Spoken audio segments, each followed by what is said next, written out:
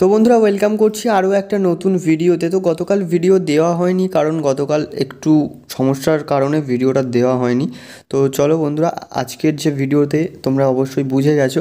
তো মোটামুটি সুপ্রিম কোর্টের ভার্ডিক্ট কবে বেরোতে চলেছে সেই ব্যাপারে কথা বলবো, প্লাস তার পাশাপাশি কিন্তু মোটামুটি নর্থ ইস্ট ইউনাইটেড ফাইনালে পৌঁছে গেছে দ্বিতীয়বারের জন্য ডুরান্ড কাপের। তো তার পাশাপাশি মোটামুটি আপডেট রয়েছে ইন্ডিয়া আন্ডার 17 উইমেন্স চ্যাম্পিয়নশিপ নিয়ে।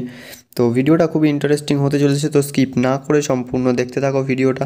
তো বন্ধুরা, ভারতীয় অনূর্ধ্ব 17 মহিলা ফুটবল দল নিয়ে কিন্তু আপডেট রয়েছে। এই জায়গা থেকে দাঁড়িয়ে তারা কিন্তু 7-0 গোলের বড় ব্যবধানে নেপালকে হারিয়ে সাফ আন্ডার 17 উইমেন্স চ্যাম্পিয়নশিপের যাত্রা শুরু করলো।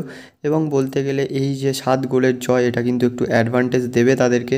বিকজ এই জায়গা থেকে দাঁড়িয়ে মোটামুটি তোমরা সকলেই জানো যে এই আন্ডার 17 উইমেন্স চ্যাম্পিয়নশিপে যে টিমটা যে দেশটা একদম ওপরে থাকবে সেই দেশটাই কিন্তু ডিরেক্ট চ্যাম্পিয়ন হবে, গ্রুপ চ্যাম্পিয়নরাই কিন্তু চ্যাম্পিয়ন হয়ে যাবে। তো এখান থেকে একটা বড় অ্যাডভান্টেজ বলাই চলে, কারণ 7 গোলের ডিফারেন্স রয়েছে এবং এক্ষেত্রে একটাও গোল কনসিড করেনি টিম ইন্ডিয়া।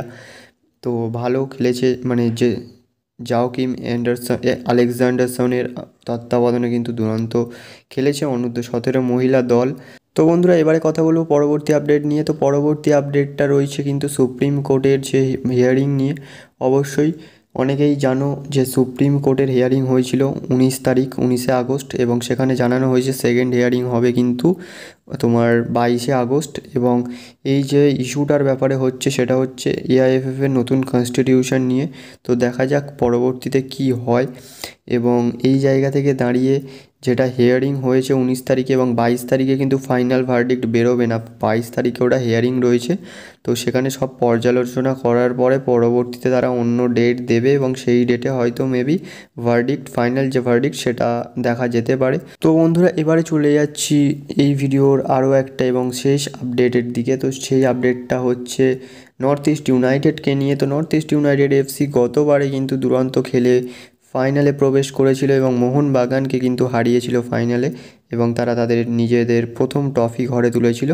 এবং তার পরবর্তীতে এই মরশুমেও কিন্তু শিলং লাজংকে 1-0 গোলের ব্যবধানে হারিয়ে কিন্তু ফাইনালে প্রবেশ করলো আরও একবার, ব্যাক টু ব্যাক দুবার ফাইনালে প্রবেশ করলো নর্থ ইস্ট ইউনাইটেড এফসি।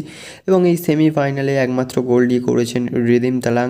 তো বলতে গেলে দুরন্ত খেলেছে কিন্তু নর্থ ইস্ট, এবং শিলং লাজংও কিন্তু আউটস্ট্যান্ডিং খেলেছে। হয়তো তারা গোল করতে পারেনি কিন্তু শিলং লাজং ভালোই খেলেছে। এই জায়গা থেকে দাঁড়িয়ে মোটামুটি নর্থ ইস্ট ফাইনাল কনফার্ম করে নিয়েছে। তো বন্ধুরা, এই ভিডিওটা কিন্তু যখন আপলোড হবে তখন হয়তো ইস্ট বেঙ্গল এবং ডায়মন্ড হারবার ম্যাচের প্রথম হাফ চলছে এরকম সময়েই। তো অবশ্যই দেখা যাক কী হয় এই ম্যাচে।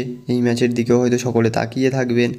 এবং অপর দিক থেকে যদি বলি, ভিডিওটা কিন্তু এই পর্যন্তই ছিল। তো দেখা হচ্ছে পরবর্তী কোনো ভিডিওতে। তো তার আগে বলে নিই, ভিডিওটা ভালো লাগলে একটা করে লাইক করে দিও। অ্যান্ড এই যে পুরো ভিডিওটার ওভারঅল তোমাদের কি মতামত রয়েছে সম্পূর্ণ সেটা কমেন্ট বক্সে জানাতে পারো। এবং এই ছিল বন্ধুরা আজকের ভিডিও। তো thanks for watching and keep supporting guys.